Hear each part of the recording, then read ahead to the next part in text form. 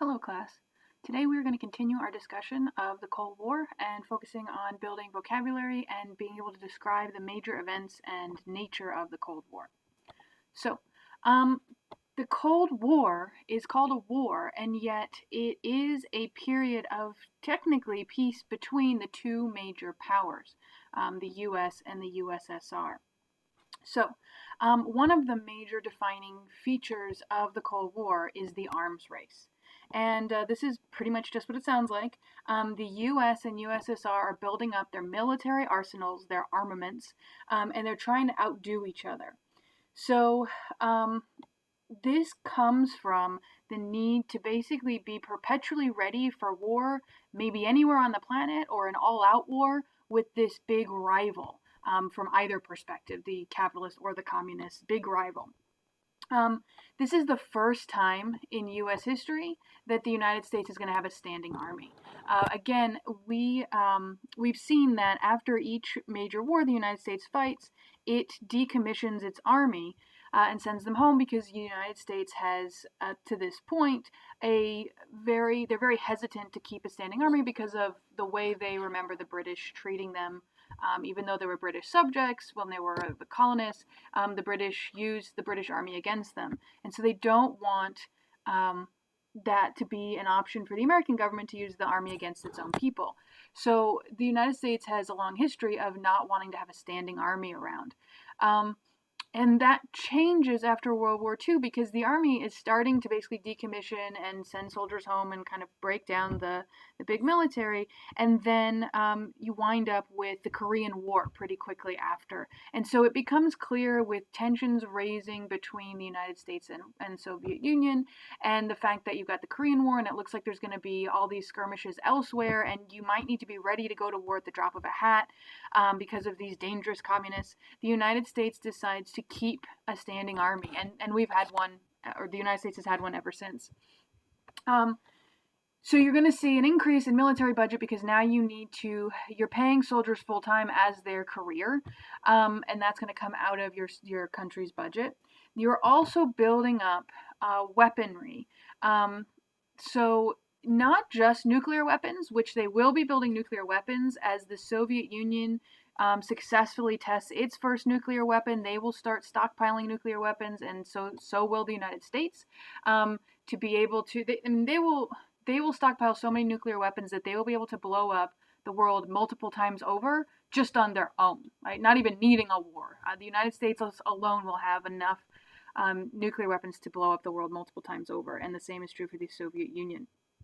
But they're also building up stockpiles of more traditional weapons like guns and grenades and things like that. Why, if you have nuclear weapons, why would you bother stockpiling guns? Because nuclear weapons are really scary, and so you don't really want to go to nuclear war because that could destroy the planet. So it would be better to have an alternative, and so stockpiling grenades and guns and things like that would be a better option if your choice is nuclear war or regular war. So the defense budget in the United States and the USSR both skyrocket when compared to other peacetime spending levels. Because remember, technically, this is a time of peace. The United States isn't officially at war, and when it is, it's at war with smaller countries, not the Soviet Union. So this, you can see in this graph here, this was the defense budget in 47. So on the heels of World War II, defense budget drops, like I said, decommissioning military members. And then when we see the Korean War, it shoots up and it never drops back down to regular peacetime levels. Right? It's going to stay elevated. And here the red is the extra funding for Iraq and Afghanistan. And so it hasn't dropped back down. And part of the reason for that is even after the Soviet Union collapses and the Cold War ends right about here, you see it doesn't collapse back down to normal peacetime levels. Because at this point, you've got what we call the military-industrial complex. And what this is, it's a mutually beneficial relationship between the military and the industrial sector, so the businesses that supply the military. These are companies that are profiting from selling weapons, and so the companies profit and the military gains because they're gaining weapons, all being paid for, of course, by the taxpayer.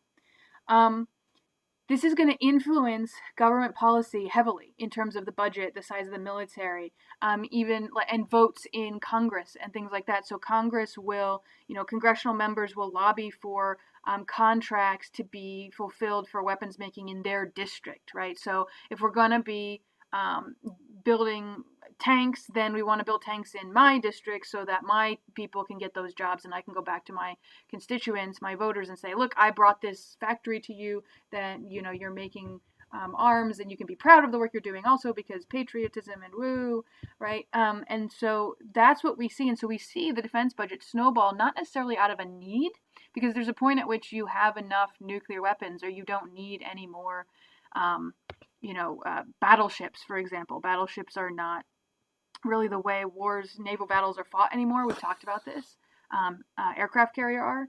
But you'll still see politicians, actually pretty recently, within the last several presidential elections, there was a presidential candidate lobbying for more ships to be built, and the military itself was saying we actually don't need those kinds of ships, but the politician wanted to be able to say, well, I'm going to bring those jobs to this region, so please, vote for me. So this military-industrial complex is hugely expensive. It is beneficial for some people, the people who get those jobs in those districts and the companies that make the profit, but it costs a lot of money. The United States spends way more on its military than any other country on the planet, and that's all money that could be going to other things, right? Any dollar you spend in any sector is a dollar you can't spend somewhere else. So if you spend a dollar in the military, it's a dollar you're not spending on infrastructure or education or healthcare, and the same is true for any dollar you spend on education. That's a dollar you can't spend somewhere else.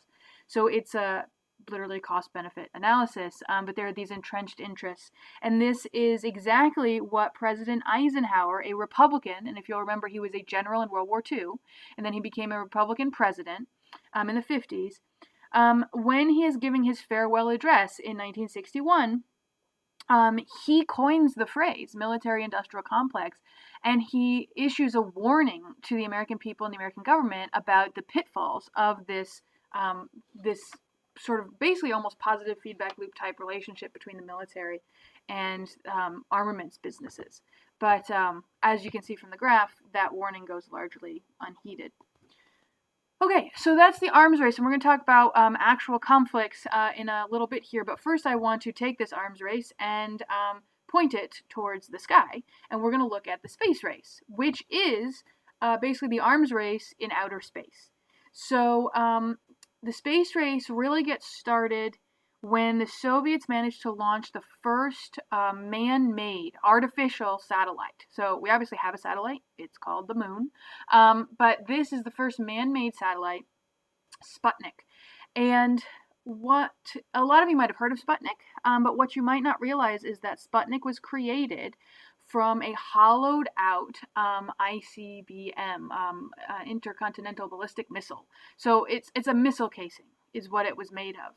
And this could be seen pretty threateningly, right? From the United States, all of a sudden you've got this thing that's circling up above your country's airspace, right? Above, who knows what it's doing. If they can do this, who knows what they can do next? So maybe this one's spying on you. Maybe the next one will be able to launch weapons. It's pretty scary. It's exciting, but scary. And the United States is going to respond by trying to create its own man-made satellites, and then obviously, people get sent into space. So the first man in space is a Russian or a Soviet cosmonaut, Yuri Gagarin. He's the first human in space, and he orbits the Earth. The first to orbit the Earth. Maybe you know this. American people who go into space are called astronauts. Astro meaning star, naut is a sailor, so a star sailor. For the Soviets, cosmos means the universe, and naut again sailor, so it's like basically a sailor of the universe. So both very poetic titles, actually. Okay, so the first woman in space, anybody Anybody know the first woman in space? Would they be, well, okay, so let's backtrack. The first American man in space, hopefully you know, is John Glenn. Well, he's not the first man in space, but he's the first American man to orbit the Earth. And so he gets all kinds of notoriety in 1962, so that's the year later. The first woman in space, is she going to be a Soviet or an American? She's going to be a Soviet, Valentina Tereshkova. So that's 2 years after Yuri Gagarin. This should not be a surprise that it's a woman who's a Soviet. Firstly, because the Soviets obviously are beating the Americans into space at this point, but also because the Soviets value equality between the sexes, right? It will take the Americans another 20 years before putting a woman into space. Sally Ride in 1983 will be the first woman in space, because the Americans obviously don't have that same idea that men and women should be equal. It will, the Americans will be testing women for their ability to go into space. As they're trying to pick the first person in space, they'll be running women and men through the paces. And women will actually perform really well on these tests, but ultimately NASA makes the decision that it would not be worth sending a woman into space. It would be more like sending a monkey into space. They have to send a man into space. That's the way to go. And so it takes women 20 years before they're able to get a woman into space after the second wave of feminism. And really, actually, the government will make it impossible for women to get into space because they will add a requirement that you have to be, I think it's a Navy fighter or an Air Force fighter pilot, which you're not allowed to be if you're a woman. So it basically, they're saying, well, it's not that you can't be a woman if you're an astronaut, or you can't be an astronaut if you're a woman, but you have to fulfill these certain requirements, one of which is impossible to fulfill if you're a woman. And so women will be lobbying against that for decades. Okay, another thing I want to point out here is that the Americans could have possibly beaten the Soviets into space if we had made some different decisions at the government level. And what we're talking about here is President Eisenhower, remember, a Republican former general who becomes president, he actually slows down the American space program by switching from having the military be in the lead and creating a civilian agency called NASA, right? NASA is not part of the military. It's part of the government, but it's not part of the military. And he goes out of his way to say, I don't want the military in charge of going into space. And they probably could have gotten there faster because they had missiles already, the military. And so they could have followed the Soviets' idea here and just hollowed out a missile and reoriented it and figured out the math and whatever other changes needed to be made. But Eisenhower says, no, I don't want to be arming space, right? He didn't want this to be another location for war, very specifically. So again, we often think of Republicans as being pro-military, pro-war. This is a military general. But he does not want the military in charge of this. He does not want to create a military presence in space. He wants space to be a peaceful region. And he also very smartly waits until Sputnik has finished circling the Earth, because there was a question about, like, well, what do we do? Because international law had said that you can control the airspace over your own territory. So if, like, a Soviet plane were to fly over American airspace, we could shoot it down. But the question was, how far up does that go, right? Like, where does that stop? Does that just go out up above the Earth forever? And so there was a question: is if America launched the first satellite, then first man-made satellite, then maybe the Soviets could shoot it down, and then we could be at war. And so he waits, lets Sputnik get up there and lets it pass over American airspace without taking any aggressive action. And so then when the Americans choose to launch their first man-made satellite, he can look at the Soviets and be like, we didn't shoot yours down, so you don't shoot ours down. And that's where we get this norm and this idea that, okay, outer space doesn't belong to any one country, and you can have orbits or satellites in orbit. The United States will manage to be the first to land on the moon. I know there are conspiracy theories that says we didn't. Those are conspiracy theories. We're not going to cover them here. So Americans are the first to land on the moon, and this was a huge deal. Astronauts were national heroes at this point. And there are parents who didn't let their kids watch this, actually, because they were worried the astronaut might explode when he stepped foot outside the space capsule. But he didn't, and everything was fine. If you're interested, there is a TV show being created by Apple TV called For All Mankind, which is like a counter history about what if the Soviets had been the first to land on the moon, and it's really interesting and it was fun to watch. The counter histories are kind of fun to imaginary things to explore. In it, the United States actually gets women into space much quicker. But we're lagging behind on the landing on the moon, and it causes all kinds of international political changes. Very interesting. It's called For All Mankind. The first season's up. So if you're interested and you have access. Women did play an important role in NASA. They were software engineers and coders. They didn't necessarily always get the credit for what they did, but here you can see Margaret Hamilton standing next to the code that she hand wrote. And this code was designed to operate the Eagle lander, which is the thing that landed, that piece of the space shuttle that actually landed on the moon. Without her code, the lander would have just shut down, and that obviously would have been a problem. If you're interested, there's a movie called Hidden Figures, which also catalogs the achievements of African American women in NASA at this time.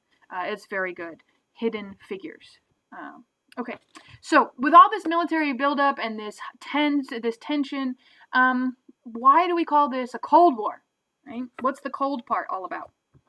Well, the Cold War is called the Cold War because it never gets hot. And by that we mean we don't actually see a nuclear war, and we don't actually ever see fighting directly between the US and USSR. So why won't the US and USSR actually go to war with each other? They're building up all these armaments, they're building up their militaries, and yet they're not actually using them against each other. That has to do with the idea of mutually assured destruction. And this little cartoon with the two little guillotines, and each guy holding the other guillotine guy's string, illustrates this, right? If one of them drops the guillotine and cuts this guy's head off, he's going to die, his hand is going to lose grip, and he'll chop this guy's head off. So they'll both be destroyed. Mutually assured destruction. And this comes in the situation where both sides have nuclear weapons. And so if one side were to launch nuclear weapons, the other side would see them coming. This is what's called second strike capability. You would see them coming, and you wouldn't be able to stop them. We don't have the technology to shoot them out of the sky, and also blowing up a nuclear weapon in the atmosphere would do a lot of damage too. But you'll have enough time to react. So you won't be able to stop being hit by the nuclear weapon, but you'll have enough time to hit the button and launch one in return. That's the second strike. So this is where you'll destroy each other. And just for the record, if the United States and Russia or the Soviet Union were to go to war with each other, they would be launching nuclear weapons over the North Pole, because that would be the shortest distance, not across the Pacific or the Atlantic Ocean. Okay, first strike capability would be if you were in a position where you could launch a nuclear weapon fast enough or on a short enough range that the other side couldn't detect it, or they could detect it but they wouldn't be able to retaliate fast enough, and so you could destroy them. So second strike capability is where we are at this point in the Cold War, and that is why the US and USSR are very reticent or reluctant to go to war with one another, because a regular war, even just with guns and bullets, could lead to nuclear war. If one side sees that they're being destroyed, they're going to lose the war, they might resort to nuclear weapons, and then that could end everything. This is why the US and USSR have their missile silos, their nuclear missile silos, deep within their own territory. Because, under mountains, to make them really hard to hit, and to give themselves more time to see an incoming nuclear weapon, and the ability to retaliate. Okay, so this is an example of deterrence. We've talked about deterrence, trying to persuade somebody not to do something, and this is, one way of doing that.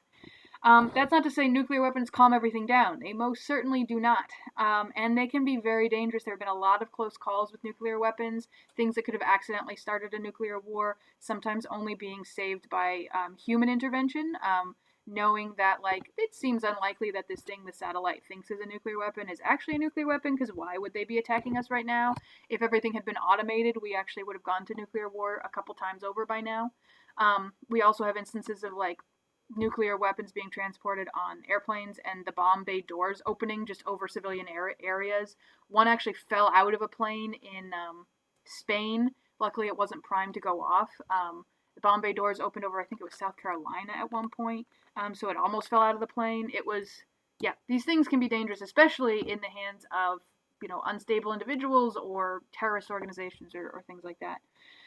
Okay, the U.S.'s approach. We've talked about its major philosophy when it comes to communism, which is what? Containment, right? Keeping the line, not allowing communism to spread. This comes and is related to the idea of domino theory, which is what it just what it sounds like. The idea that if you allow one country to fall to communism, its neighbor will fall, and then its neighbor, and then its neighbor, and before you know it, again, the whole world becomes communist. And you can see here Vietnam right there. We will be looking at Vietnam later in this lesson. There's also a phrase called brinksmanship, which essentially is chicken in the international political realm. It's where you pursue a dangerous policy to the limit of safety before stopping. And like basically you're playing chicken. Neither one of you wants to crash your bikes into each other. But the winner is the one who holds on the longest and forces the other person to break, forces the other person to give in. This can be extremely dangerous, especially when talking about nuclear weapons. And this picture here is meant to be like, if these two people were tied together, this person would just go farther and farther and farther over the ledge, threatening to drag this other person with them until this person gave in and gave what they wanted. A really good example of brinkmanship is the Cuban Missile Crisis, which you should cover in more detail when you get to U.S. history, so we're going to do it really quickly here. But it's very important because this is the closest the world has ever come to nuclear war. And if you're a fan of the X-Men First Class movies, this is what's happening during the backdrop of those movies, or the first one. Okay. Cuban Missile Crisis. Long story short. Oh my goodness, Cuba has become communist. Why has Cuba become communist? Because there's a pretty big wealth gap. There are some people doing pretty well in places like Havana, but American business interests often take a lot of that profit. And the people in the interior of the island are poor farmers, and they are not happy. So after attempting to change things democratically, Fidel Castro actually goes through the legal system to try and make reforms. It doesn't work. He leaves Cuba, he comes back as a communist revolutionary, and he leads a revolution, and ultimately the communists win, and they take over the country. The United States flips out because Cuba is only 90 miles off the coast of Florida, so it's not communist Soviet Union is far away. This is right nearby. And so, again, domino theory, containment, the United States is freaking out. Here we go. Freaking out. Eisenhower, while he's in office, starts creating a plan with the CIA called the Bay of Pigs. The idea being that some Cubans who had fled to the United States, again, mostly the upper class who don't like the communist revolution, they're going to arm them and send them, smuggle them back into Cuba and make it look like they are mounting a counter-revolution of their own accord, that the United States isn't involved at all. Eisenhower leaves office before the plans are finished. Kennedy comes into office. He feels like he has to go along with this plan that was in play. There's a phenomenon called groupthink, which is basically like everybody in the room just is kind of like agreeing with each other. Nobody's really taking the time to think about this critically. This is why you need different points of view in a room to talk you out of stupid ideas. It gets to the point where they don't even question where they're going to drop these guys off, which is the Bay of Pigs, which is actually really hard terrain to navigate. So anyway, they try this. It doesn't work. It blows up in Kennedy's face. It's a massive failure. The Cubans know they're coming. They stop them in their tracks. It's exposed.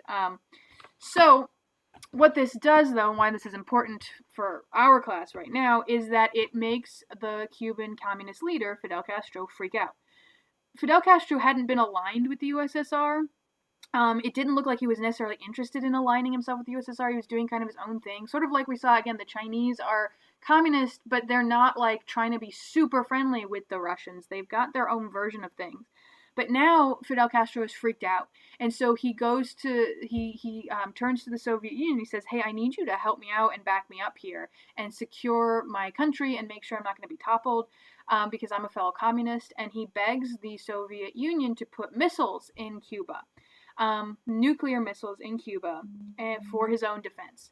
And the Soviet Union really hesitates because they know this could ratchet things up a whole bunch. but but they ultimately do that. And so this would give the Soviet Union, or at least communists, first strike capability in a good portion of the United States. And that is dangerous because if you have first strike capability, what's that going to do to the likelihood of nuclear war? Is it going to make it more or less likely? It's going to make it more likely because, now in this case the Soviet Union, doesn't have to worry about the United States retaliating. So now launching a nuclear attack comes with less of a cost. You're not in danger because the United States won't be able to see it coming in and launch their own missiles before they get obliterated.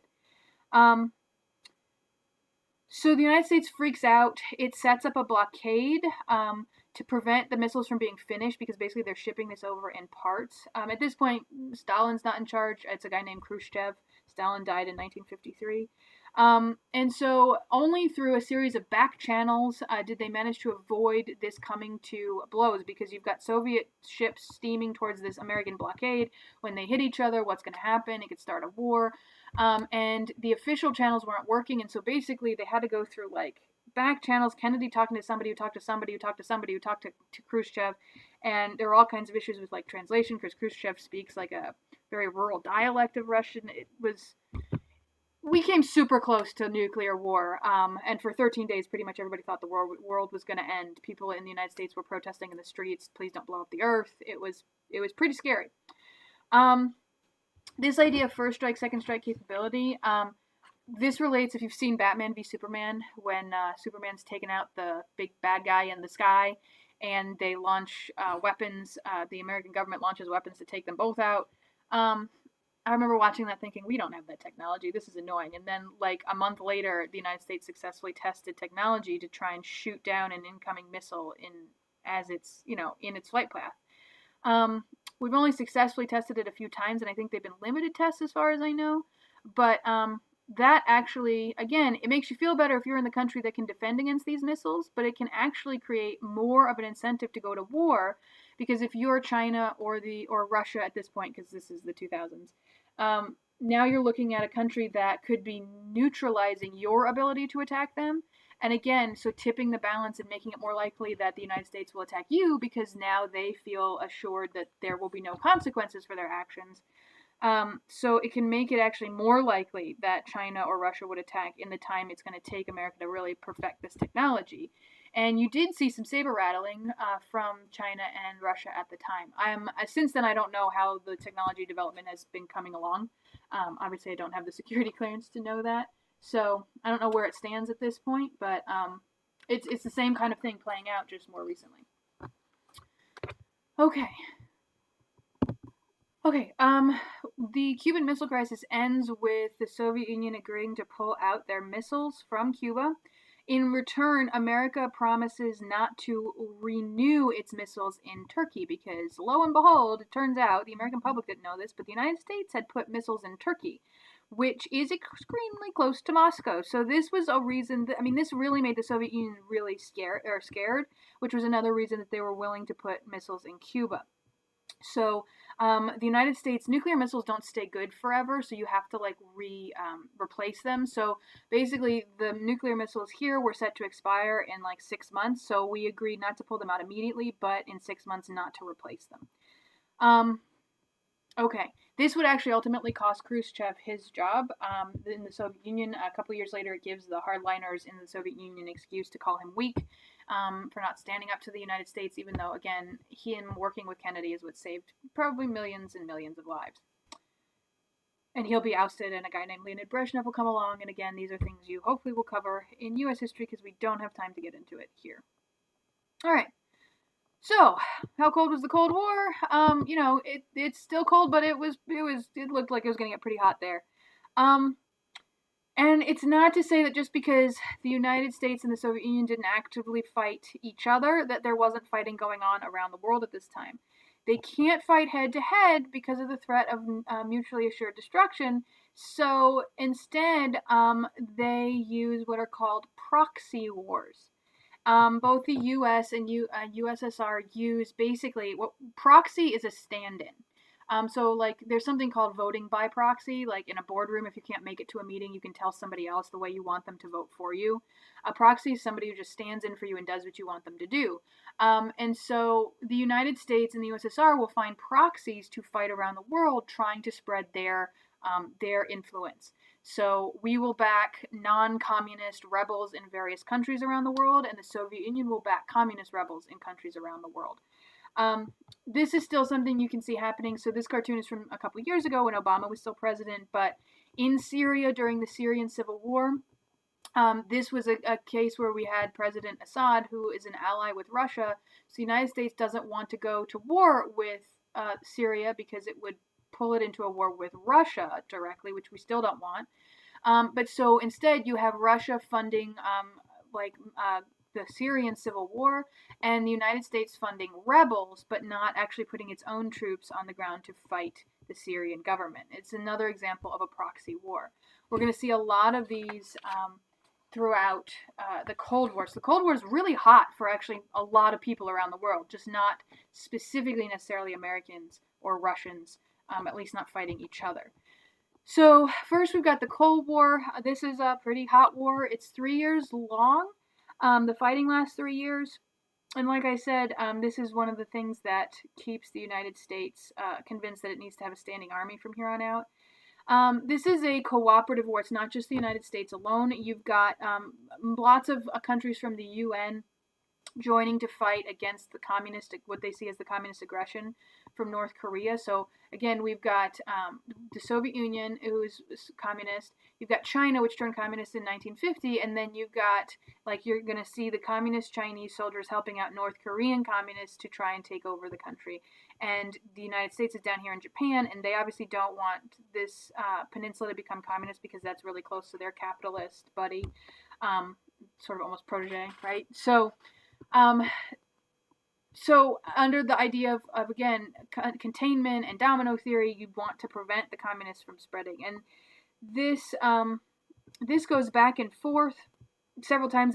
There's a time when the capitalists almost have all of North Korea, and actually the United States general wants to push into China and like just keep on going, and he gets fired because he won't back down. And so Eisenhower has to fire him because if he goes into China, it would probably start World War III. And then the North Koreans actually rally, and they actually manage to take almost all of South Korea. So ultimately, they draw a line at the 38th parallel, and it's a temporary truce. There's never a treaty that's signed, so technically the war still hasn't ended, which I think we've talked about is why still North Korea is so on edge. And even South Korea, they run military drills regularly because at any moment, technically, the war could start up again. This is why it was a really big deal when Kim Jong-un came over and stepped over the line to visit South Korea a couple years ago, because that was huge, because that hadn't happened since this war had started. And again, both countries believe that they are the rightful ruler of the entire Korean peninsula. So they don't call themselves North and South Korea. They have different names, which you might remember. The Democratic People's Republic of Korea, and then the Democratic Republic of Korea down here, Republic of Korea. So we have, the Republic of Korea. So we have both these countries that operate as two separate countries, but claim to be the rightful ruler of the whole territory. North Korea is still to this day a big thorn in the side of international politics. It causes all kinds of problems, saber rattling, wanting to go to war, making big shows, developing nuclear weapons. It makes total sense why Kim Jong-un would want nuclear weapons, because it gives him a measure of stability, because you're not going to want to invade a country that has nuclear weapons, because they could launch your nuclear weapons, especially such a reckless leader like Kim Jong-un. And because it's the point where we would not be able to take out the nuclear weapons before they could launch them. So even if they couldn't get them to the United States, which they well may be able to, but they could get them to South Korea or Japan, and that's not acceptable either. Especially because a couple years before North Korea managed to develop its nuclear weapons, one of the only countries to ever voluntarily give up nuclear weapons was Libya, where Muammar Gaddafi was. He was a crazy dictator too. We talked a little bit about him earlier, but he gave up nuclear weapons, and then several years later there was a civil war in his country, rebel groups, and he was toppled, and and NATO even came in to help the rebels. So Kim Jong-un would look at that and be like, well, this is exactly why you should not give up nuclear weapons. So from his point of view, like, it does make sense why he would want nuclear weapons. The rest of the world is not safer for him having them, but makes sense why he would want them. China puts up with North Korea, even though it's such a pain, because it often gets itself into hot water, and then China has to like bail it out or figure out what's going on.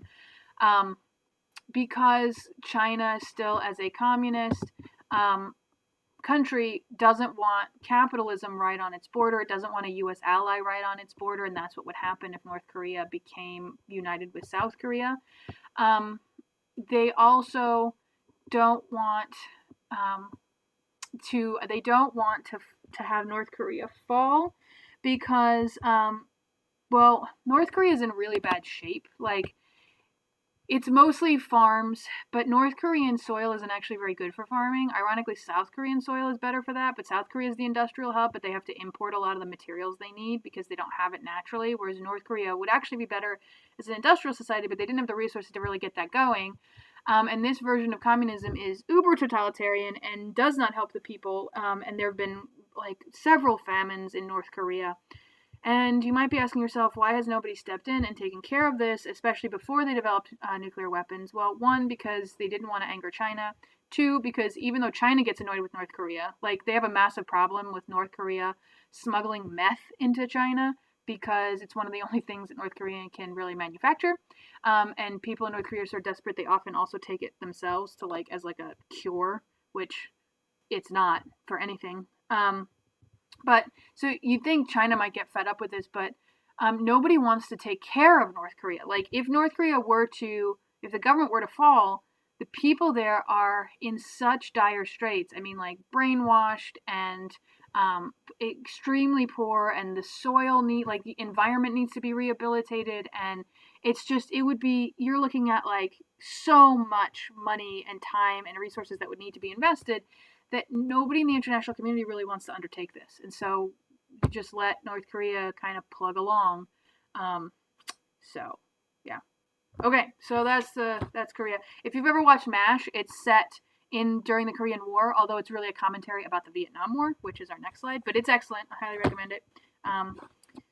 Has some really insightful and incisive political commentary and social commentary.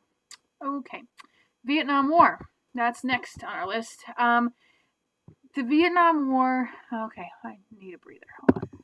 Okay, the Vietnam War. The United States will see this as another struggle for containment and domino theory. But ultimately, this is a war for independence by the Vietnamese. And the United States fundamentally does not understand this, because they think that all communists are the same.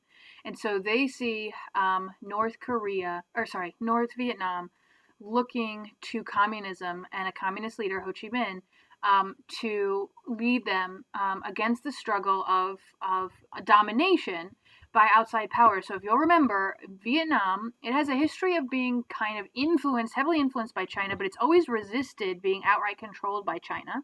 And this will be the same thing. Just because China's communist doesn't mean that it wants China ruling over Vietnam. It's not going to want that. But again, America doesn't understand this. So who controlled Vietnam during the colonial era? France. Then what happened? Japan invaded. How did France treat the Vietnamese? Badly. How did the Japanese treat the Vietnamese? Very badly. After the Japanese leave, who tries to come back? The French. But the French, how are they doing right now? Not so great, because, World War II. So they're having trouble. So the United States starts to get involved by sending just support, to military support, guns, and then they start sending some advisors to help the French reassert control. And the Vietnamese do not want the French back. And so now they see the United States as just another colonizer. And eventually the French are like, you know what, this isn't worth it. We can't keep doing this. We've got other colonies that are trying to break away too. We've got our own stuff to deal with.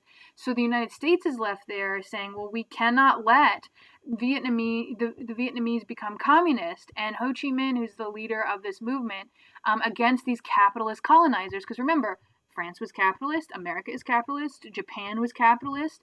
So communism becomes the counter to those capitalist invaders, and America looks like just another one of those.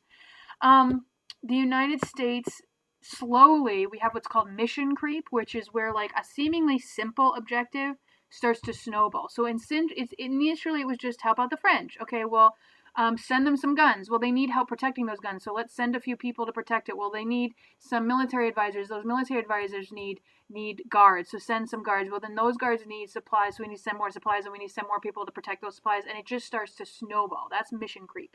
That's what Vietnam is. It was never meant to be a massive war for the United States, and that's what it turns into. As I said, I already said that. The U.S., again, fundamentally misunderstands this conflict. Actually, we have letters written by American soldiers that are sent there that eventually will be battling the North Vietnamese, and they will be battling South Vietnamese people who also want their independence, the Viet Cong, and they will be launching attacks against American troops in the South. Plus, you're fighting the North Vietnamese communist troops. There will be flyovers, bombing raids. You will be using chemical weapons like Agent Orange and napalm, which burns at incredibly high temperatures. And here you see like children in villages being burned by these things. This woman does survive, and she says it's an indescribable pain, what you're going through. You'll see Agent Orange will be dropped to destroy entire forests by like, it's like basically like massive weed killer, but it causes neurological damage, massive birth defects amongst the population. It causes neurological damage amongst American troops, which they're never really able to get recompense for because, well, it's a long story, but so huge environmental damage, human rights abuses, entire villages actually get wiped out. Well, not entire, well, yeah, kind of. So hopefully all things you'll learn more about in U.S. history. The United States, does not look like the good guys here. And even U.S. soldiers, we have letters written from them back to the people back at home saying like, if I weren't a U.S. soldier, I would be on the side of the North Vietnamese. I would be on the side of the communists because this is a war for independence. Like, these guys remind me of the American revolutionaries fighting against a foreign power trying to control them. But of course, the soldiers are U.S. soldiers, so they're like, so, we're here and we're doing what we're told to do. This is going to cause massive problems inside the United States as well. It's going to cause massive turmoil because people are going to start seeing body bags coming home for the first time and actually war correspondents showing what war's really like. And it's not just this, ooh, rah, yay, America. It's very, destructive, and you're seeing children being killed, and so it's going to cause a backlash in the United States. It's also going to cause a backlash because a lot of the people who get drafted into the Vietnam War are people who are from the lower classes in society and minorities. So you're going to see Malcolm X start arguing, why are you fighting for America when America treats you badly here, and you're fighting some guy in Vietnam who's never done anything to you? Martin Luther King Jr. will say similar things and get criticized for it. People forget that Martin Luther King Jr. was actually very unpopular by the end of his life because he was taking a stance against the Vietnam War and a stance against poverty, which the United States was like, sit down, shut up. You got yourselves the right to vote. Like, we're done now. So the Vietnam War is going to be this massive stoker of like domestic tension as well. And eventually, ultimately, about 1 million soldiers will be dead on each side of, that's North and South Vietnam, plus an additional almost 60,000 troops from the United States. And then Vietnamese civilians, up to 2 million, are killed. And I don't have time to go into the abuses of prisoners of war and people who are missing in action. John McCain was a fighter pilot who got shot down and was a prisoner of war and was abused as a prisoner of war. And then that's why people got very upset with Donald Trump when he criticized McCain, saying, well, he likes heroes that, don't get captured. And so that was seen as very disrespectful, especially because Donald Trump didn't actually serve in the Vietnam War. He got out of the draft by having a doctor write that he was unfit for duty because of bone spurs in his heels, which illustrates what I was talking about people being from the upper class able to work the system and make sure they didn't get drafted. Like George W. Bush was in the National Guard, but he managed to be in a unit that basically like served in the United States, never actually got deployed. So, there can be a lot of resentment by people who were drafted or who did lose loved ones because they weren't able to, skirt the draft. And this is after this war. We get rid of the draft in the United States, which is why it's gone. It's also why the voting age gets raised to, or lowered to 18, because you had people being drafted, 18-year-olds being drafted, who still couldn't even vote for the president who was sending them to war. Because the voting age was 21. Ultimately, the United States will pull out in what's called peace with honor and try and make a dividing line like they did in Korea. But Nixon knows that this is going to, it's not going to last. And within 2 years, North Vietnam takes over South Vietnam and it becomes a communist country. Okay. So now we need to look at a concept called blowback. Blowback is essentially unintended consequences of actions that come back to bite you in the rear end. That's what blowback is. And one of the great examples of this is the United States involvement in Afghanistan in the 1980s. So what happens is Afghanistan had a king. It was known as the bread basket or the fruit basket of the Middle East. Very rich soil, good economy. There's going to be a communist coup. They take over the country, but they're having trouble really taking over all of the country, right? They've got the stronghold in the capital and a couple other places. So they ask the Soviet Union to come in and help them deal with the resistance. So the Soviet Union is invited in by this government. Now, it was a coup that took over the country, but that new government invites the Soviet Union in. The United States says, hey, you're invading. That's not okay. But obviously, the United States cannot put its own soldiers on the ground because they would then be fighting a war with the Soviet Union, and that's not what the United States wants. The Soviet Union is mostly supplying air support, not really a lot of troops on the ground. But okay, so the United States has this workaround where basically they say, okay, well, why don't we train Afghan and whoever else wants to show up, troops, to fight against the communists. And so this group is called the Mujahideen. A call goes out throughout the Middle East and the Islamic world saying, hey, this is a holy war, a fight against these atheistic communists, so come to Afghanistan. And so you have people coming from all over, including Saudi Arabia. And so some of you might know, one of the people that the United States trained and gave arms to was Osama bin Laden, who would, a couple decades later, come back to lead the attacks or mastermind the attacks on 9/11, right? And he creates a terrorist group called Al-Qaeda. So that's an example of unintended consequences. Because once the Soviet Union collapses, the United States kind of abandons its interest in this region. It's not going to back up the Mujahideen or anything like that.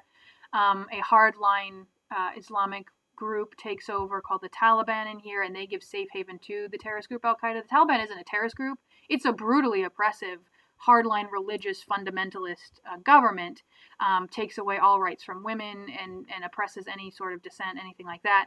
But Al-Qaeda is a separate group, but the Taliban gives Al-Qaeda safe haven, and the United States demands that the Taliban turn over Al-Qaeda after the 9/11 attacks, and Taliban says, no, we'll deal with them, and that's not good enough for the United States, so that's why the United States invades Afghanistan. After 9/11. The world was, on the side of the United States for that one. That was a justifiable action. It was when the United States invaded Iraq in 2003 that the United States lost the goodwill of most of the rest of the world. Okay, but again, blowback. All right, so more CIA operations. The CIA is very active during this era. We'll start with Iran. So in Iran, which, as you will remember, was ancient Persia, right? It's Iran. There is a guy named President Mohammad Mossadegh. He gets democratically elected in Iran. Now, Iran had been not a formal colony, but during the colonial era, it had been pushed around and bullied by European powers. And the British had been very heavily involved in Iran and made sure that Iranian oil and natural resources flowed to British businesses, and the people of Iran were not treated well. And so Iran holds an election, and they elect this guy, President Mossadegh, who promises to reclaim the Iranian oil for the Iranian people, to use the profits from the Iranian oil to help the Iranian people. It will belong to the state of Iran, and anything and all the money that Iran gets from selling oil to these other countries will be used to help provide healthcare and education and all kinds of public services for the people of Iran. So you can see why the Iranian people voted him in democratically, fair election. But what does this sound like to the United States? It sounds like communism to the United States, or at least way too close to communism for the United States' comfort. So, in 1953, after only 2 years in office, the CIA organizes a coup and topples Mossadegh and puts in place a guy named Shah Pahlavi. So he will be a puppet leader for the United States. And the United States does not care what he does to his people so long as he promises not to become a communist, not to become an ally of the Soviet Union, and to keep the oil flowing to American and British oil companies. So Shah Pahlavi reigns until 1979 and he treats his people very harshly. So they are unhappy and their lives are not getting any better. And so in 1979, there's a revolution. And it brings to power a guy named Ayatollah Khomeini, who sets up a theocratic democracy. So the government, the people in charge, there's the supreme leader basically he's a religious leader. And he gets to decide who gets to run for office, basically. And so you do have elections, but it's of a limited pool that are approved by this religious leader. But this is why you wind up with such bad blood between Iran and the United States, because the Iranians hate the United States for putting in this puppet leader, for messing with their own democratic elections, for toppling the guy they picked, and for putting in a harsh leader that was just their puppet, the United States' puppet, and hurt the Iranian people. So this new government does not like the United States. They're burning American flags. They hate the Americans, and they then in retaliation, the United States basically cuts off aid it cuts off economic ties. It institutes sanctions on Iran, which just in order to try and get the Iranian people to topple this new government. But it doesn't work. The sanctions just make the regular Iranian person hate the United States even more, because they can blame the United States for their economic problems. They don't blame their own government, because the government can just point the finger at the United States and blame the U.S.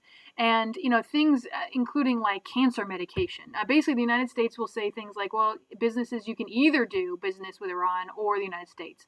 And that's true for like medical companies as well. And so these companies pick the United States because the United States has a bigger market, more people, it makes financial sense. But as a result, you have, Iranian grandmothers dying from cancer and the Iranian government being able to say, yeah, it's because of America.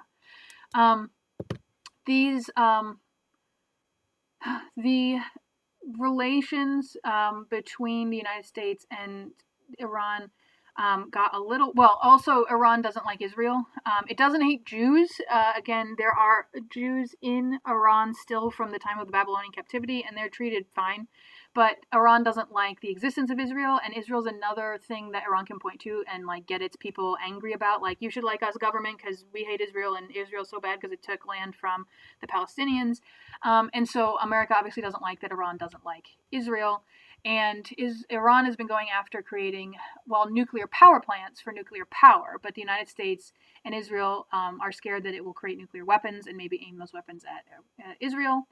So these relations actually got a little bit better under Obama. A nuclear deal was signed where basically Iran would be allowed to create nuclear power plants, but it would let in UN inspectors on a regular basis to make sure that they weren't refining uranium to the degree to make a weapon, because there's differences in how you make a power plant and how you make weapons.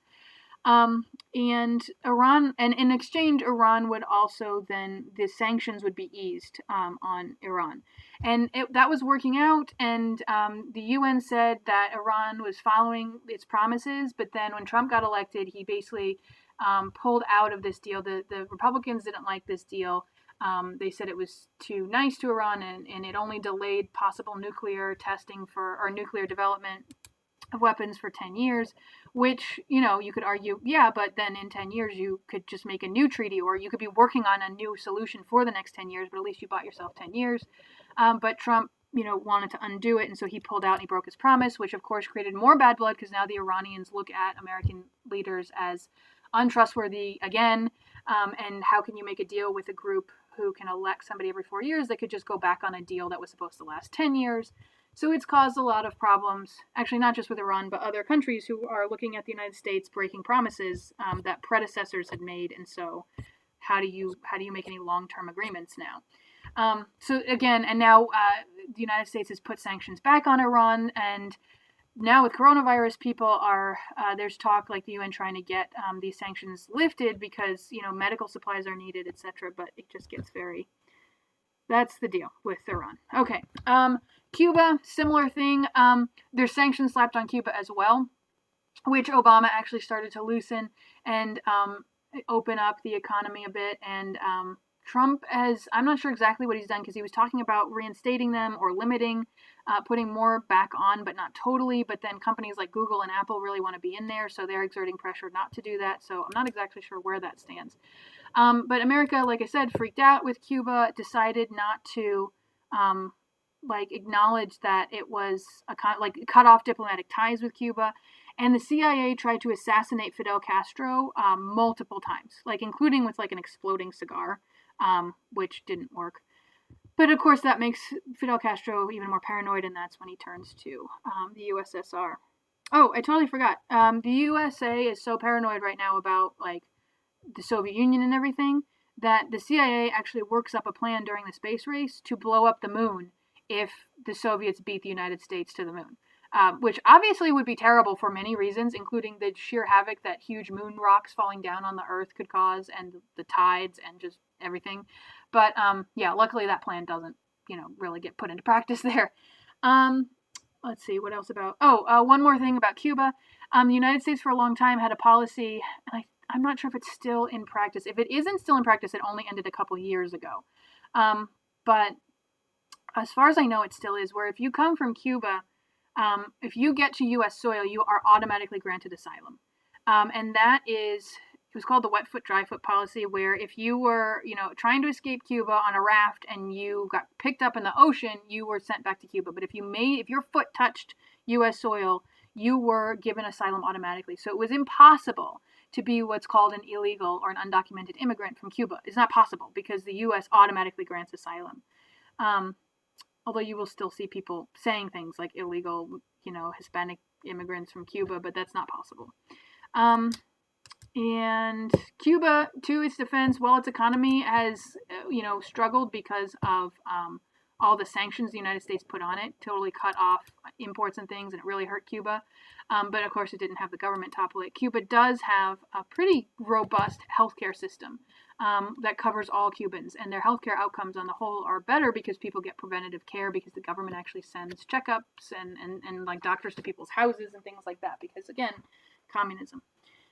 Okay, a couple more.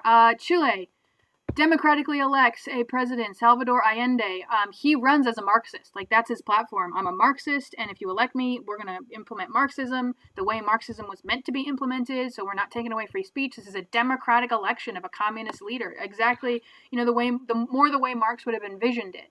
And so he gets elected, and of course, the United States freaks out, and so they launch a CIA-backed military coup, and they bring to power a dictator, a U.S.-backed dictator, Augusto Pinochet, who abuses his people, makes people disappear by putting them on airplanes and drugging them and dumping them out of the airplane over the Andes Mountains. And this is, so that's Augusto Pinochet. An autocratic leader, authoritarian, not totalitarian. Okay. Just a couple more things. Let's see. We've got what this boils down to, and we've sort of talked about this when we talked about genocides in this era. It's a very simple morality when you have a bipolar world. You're either with us or against us. And so the United States and the USSR will prop up dictators around the world so long as they don't ally with their enemy, right? So a good example of this is Mobutu Sese Seko, the ruler of Zaire in the Congo. And he's horribly corrupt and abusive and steals massive amounts of wealth from his people. And the United States doesn't care because he's not a communist. And then when the Cold War ends, the United States doesn't prop him up anymore because we no longer care what's going on there. And so he gets toppled, and the Congo just devolves into a civil war that lasts decades and causes lots and lots and lots of problems. And there's still fighting going on in parts of the Congo. Same thing happens in Nicaragua, Guatemala, El Salvador, and several other Central and South American countries, that the United States backs brutal dictators as long as they're capitalists. So some of the problems that people are fleeing Central and South America and trying to come to the United States, some of those problems are because of what the United States did in this era and in the 90s. I'm not saying that the United States is entirely responsible for the problems in these countries, but they bear a good chunk of the blame for enabling or not helping to stop or outright causing by supporting brutal dictators in these and their hold on power in these countries. And the United States creates what's called the School of the Americas, which is where the United States sends military members to train Latin American militaries on how to identify domestic enemies, so people who might be communist dissenters and dissidents, that's what I'm looking for, and detain them, torture them, and make them disappear. And this is where you get the verb disappear to be a verb that doesn't actually need you can disappear someone. Usually it's not a transitive verb. You don't have a direct object. You don't disappear something. You don't disappear the book disappears, but here you can actually disappear a person. And that's what I meant when I was talking about kidnapping people on the street, dumping, torturing them, interrogating them, and then making them disappear by throwing them, like murdering them, and burying them, or throwing them out of airplanes and murdering them that way. So, and people never see their loved ones again, and they don't know what happened to them. That's this, and the United States helps create that. This will eventually come to an end by mothers leading movements demanding to know what happened to their children, and you'll see Truth Commission reports issued called things like Nunca Más, Never Again, and a real accounting of holding the governments to account for what they did. But this doesn't happen until the 90s. Okay, again, this simple morality of the bipolar world, with us or against us, you also see that happen in the United States with the Second Red Scare and McCarthyism, after people freak out that communist China became communist, and so they start going after people inside the United States, and you'll learn more about that in the U.S. history. But limiting people's free speech in the United States, you're supposed to be able to belong to whatever group, political group you want to, and you can't. If you're a communist, the government is going to go after you during this time period. So not as bad as what Stalin's doing, but still certainly not the true free speech that the United States is supposed to, and freedom of association that the United States is supposed to value and guarantee to all its people. Okay, so let's end the Cold War. The USSR falls apart in 1991. It overstrains its economy by putting too much into this military buildup in the arms race. They also have a leader who loosens the reins on Eastern Europe. So there's policies called Glasnost and Perestroika and Détente. And essentially things are just kind of getting a little looser. Part of this problem is when you suppress free speech, you don't have a good idea of what your people actually think. So some of the Soviet leaders were like, yeah, everybody loves the communists because it's not like they're hearing anybody complain. So they choose to open things up for elections and are shocked when the communists don't win. And a guy named Gorbachev is in charge, and to his credit, he lets them go. He lets the people, the countries break away, which he could have held on for probably another 10 to 15 years, could have dragged this out. The Soviet Union's economy was going to fall apart, but he probably could have held on longer using all these military weapons, and he didn't. He let them go. So credit to him. There were a series of protests that had happened throughout Eastern Europe in 68 and in the 1980s, and then in 91 is where you finally kind of get this, and that's really all we have time for there. This comes on the heels of, well, you'll talk about it in U.S. history. Okay, last slide. How does this impact the United States? Well, first of all, it's the only major superpower left, at least in the 90s and early 2000s, so what kind of world would that be? A unipolar world? This means the United States is the leader in the international relations. It shifts American politics to the right in a big way. So during the Cold War, you had presidents like Lyndon B. Johnson, who did kind of a second New Deal, where people were looking to the Soviet Union and saying, okay, well, yeah, we don't want to live there because no free speech, but they're able to provide food for their people and healthcare for everybody and education for everybody. The USSR's literacy rate was better than the American literacy rate. So if we're the best country in the world, America, then why can't we do those things, right? So you saw pressure being put on the government to create welfare programs, food stamps. We almost wiped out hunger in the United States in the 70s. Medicare and Medicaid were created. There was actually a plan to create basically a universal healthcare system in the United States. Nixon, a Republican, was going to create a universal basic income in the United States. That was like, it was actually votes were taken to have that happen.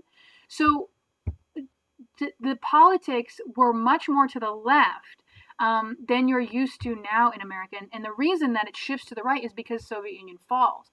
And with the Soviet Union falling, it gives conservatives and really pro-capitalist capitalists the ability to say, well, look, see, this is what happens when you try and provide too many welfare programs. That's what did it. And again, we know that really it was the dumping all of these resources into the military and trying to have a command economy that was the problem. But they're able to point the finger and say, see, so what you need is totally like the free market and not these big welfare programs. And so you see American sentiment and politics swing to the right and start cutting. Like you'll have not just Republican, but Democratic presidents cutting welfare. Like Bill Clinton put restrictions on and work requirements and things for welfare and all kinds of stuff. And now we have food insecurity. I mean, not just because of coronavirus, but massive food insecurity in the United States, which is the wealthiest country in the world, and millions, like tens of millions of people who don't have healthcare coverage and all that. So you also see the term socialist start being used for things that used to be considered just kind of middle of the road policies, because again, we've swung so much farther to the right.